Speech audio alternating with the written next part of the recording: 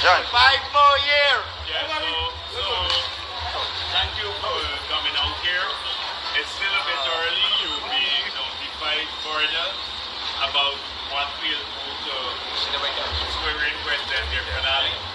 But as you can see now, based on all the SOPs that are uploaded and the tabulation process that's going on, that the PPP has won an overwhelming victory.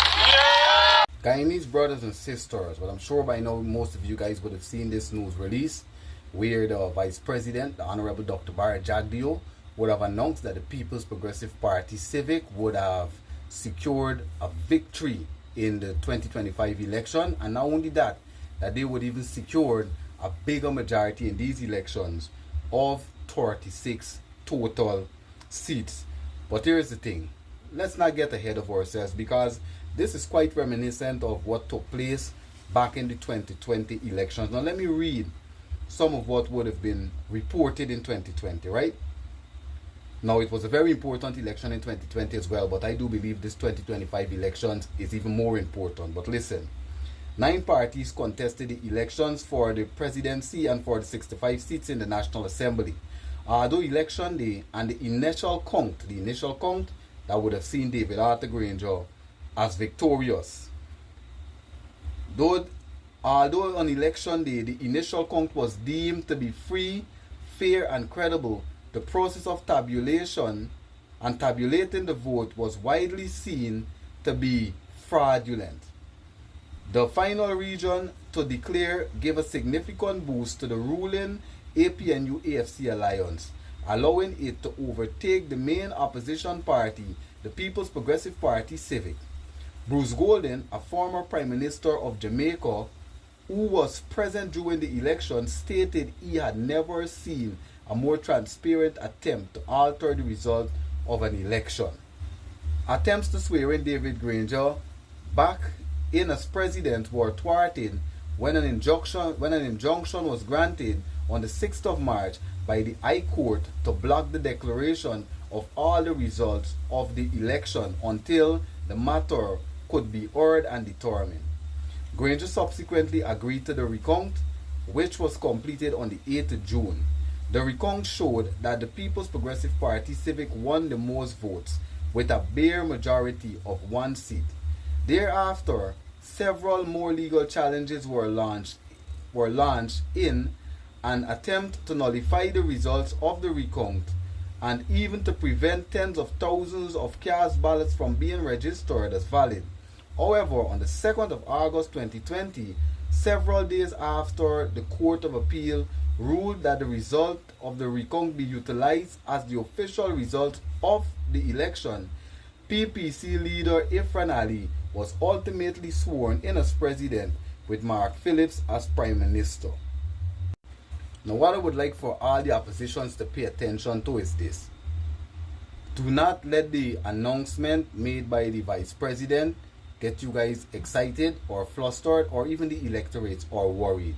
Let's wait on the official release from GCOM, who are the people that have the power vested in them to give such a release. And you know, while we're on the topic, I wonder why is it that the GCOM Commission didn't caution the Vice President on releasing information like this before they can actually release, because this can be confusing. This can cause confusion in this country if the Vice President released this information and then GCOM releases something else. But what I want you guys to zero in on is that the initial results in the 2020 election would have said that David Arthur Granger was victorious. And when the recount would have been requested by the PPPC and David Granger agreed to the recount, when they counted it, they found out that the PPPC would have been victorious, but because even though the tabulation was done and it showed a higher number, and it showed that the People's Progressive Party Civic had more vote than the APNU FC, that would have came with several irregularities. Amongst the irregularities would have been ballot boxes that had more ballots than there were votes cast. Now, as a result of these irregularities, because there would have been several boxes, the APNU would have took the irregularities along with the new number showing that the PPPC won, you know, with the inflated ballot boxes, to the court, and this matter would have been heard in court. And while the court hearing would have been going on, the appeal court suddenly ruled, one of the judges ruled that the new count, the recount, be accepted as the new result, and then as a result, President Ali got sworn in. But the court hearing would have been ongoing still. So what I'm saying to the oppositions is this. This is to the Win Party, APNU, ALP, Forward Guyana.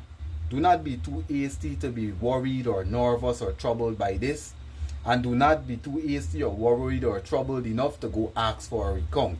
Because the last time we had a recount with the same People's Progressive Party Civic, one of the major irregularities would have been padded ballot boxes. So we don't want to give those opportunities this time. So let's wait until the GCOM Commission give their official results before we start to decide exactly where it's going to be our next step forward. Because this result that the Vice President is giving, it sounds a bit far-fetched to Eternity Enterprise. I mean, come on. The 36 seats, you barely would have scraped a 33-seat majority after a recount was done, and the people found padded ballot boxes with more ballots in the boxes than they were vote cast and all of those things. And you guys would have even had the indigenous community. Everybody would have wanted the APNU out because of some of the decisions that the APNU made that was not in the best interest of the Guyanese electorate. And you guys barely secured a 33 seat.